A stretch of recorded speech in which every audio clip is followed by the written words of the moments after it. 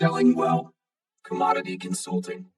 Selling value in a numbers game. Welcome back to video review number 3. Today's episode will be a quick one. We're going to cover the keys to earning attention quickly and effectively, reviewing our foundational tool, the Strong Open, and closing with its vital counterpart, Energize, to give your well-crafted words the juice to make them land. First stop, earn attention. Quickly, concisely, effectively. Consider the goldfish, a proud creature of nature. This little beast boasts an average attention span of about 9 seconds. Not so suitable for a sales presentation, but consider the human. The Earth's most analytical treasure. Master of mind. We have attention spans far longer than that of any goldfish. Or so we'd like to think. Recent data suggests that our average attention span is now 1 second shorter than that of a goldfish. That means you'll have to hook your customers' attention quickly and effectively for anything that you say to make any difference at all. Couple that with the other challenges we've covered, distrust, dishonesty, dehumanization, you're immediately needing to break out of the bad business bubble that our world has been circulating. But the good news is, this gives you a huge opportunity to differentiate yourself simply by spending less energy to manipulate and more towards satisfaction and authenticity. In other words, you have a huge opportunity to be yourself. Let's take a look at our core concepts here. First, focus on generating interest and fueling optimism. Woo! Stay focused on what your customer has to say and receive all the things they share with a smile. Second, be that bell ring that cues safety to buy. Associate your service with their desired outcome enough times, and the customer will begin to listen to you like a moth to a flame. So when you ask them to sign on the dotted line, they feel like they're signing out of their world of problems. And if you did your job honestly, they are. Finally, differentiate yourself. Be honest. Be a human. No one wants a show. Unless it's honest, of course. Feel free to play it up and be a ham. But be sure to ask the questions that other salespeople are afraid of asking, like, what can I do to earn your business today? And challenge your customer for their benefit by educating and pointing out what there is to consider. What are you planning to do for your service? Moving on to our first tool, the Strong Open. Be outcome-focused like a dog. Let me make sure I heard you correctly. We need to get you a new washer and a dryer installed for under $2,000, and you need them in and ready to run by the end of this week. Not a problem, Mrs. Johnson. I'm going to do everything in my power to make sure the kids have their uniforms clean and ready for the big game this weekend. I'd like you to look at some of our models while I do a little research for you. Does that sound good? Great.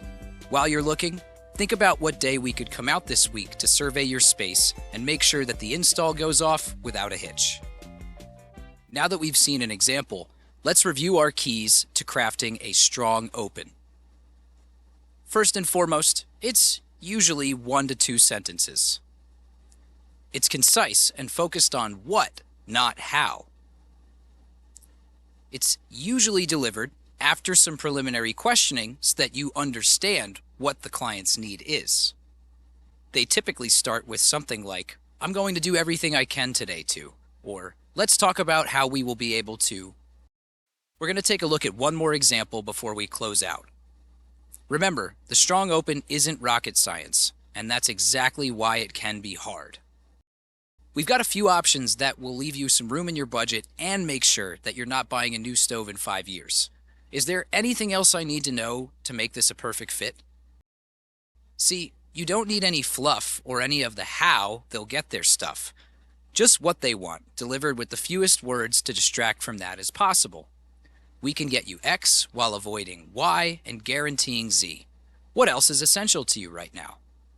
Moving on. Energize. Check, set, reset.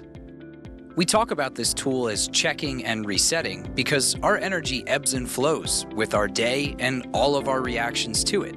Unless you've worked through every single trigger in your life and there's no situation or moment where you're ever off your game.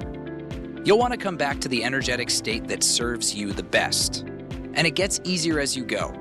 It's all about feeling. Don't get too caught up in the instructions on this one. Everything that we talk about here is just a verbal set of tools to help you access a state of being where you're able to flow and see the conversation from a bird's eye view, unattached.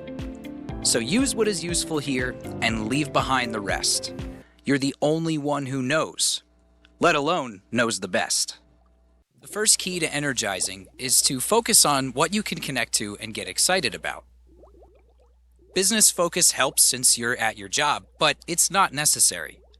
Make sure that you're speaking with a smile and implement unconditional positive regard for everything that comes up during the conversation.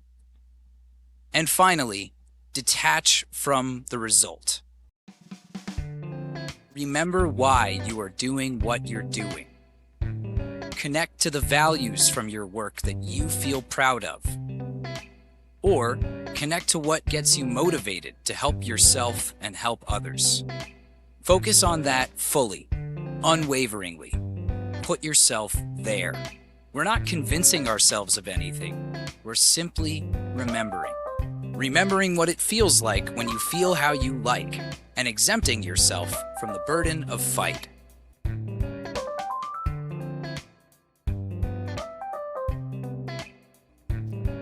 Now that we've covered what we have to cover for the day, what are you thinking about right now?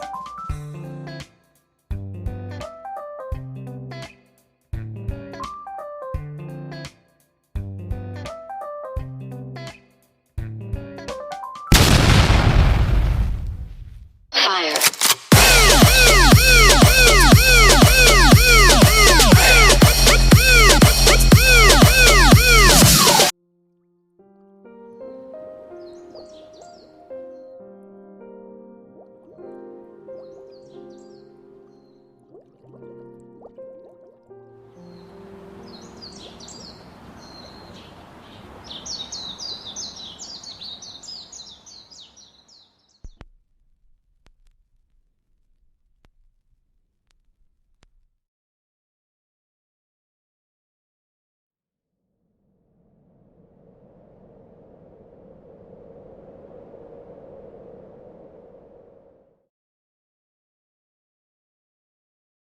Don't forget the value of making time and space to discuss your skills and the sales rat race.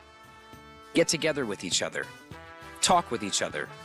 Leave your feelings about your performance behind and see what you could have done that better served you. It's up to you to make use of this from here. If you want to make the most of the 12 hours you spent with me after work, then read the practice guide in your guidebooks, and at the very least, put yourselves through some form of practice together.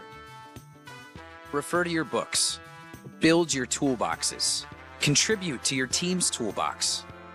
Just a 2-minute review once a week in your guidebook will do wonders.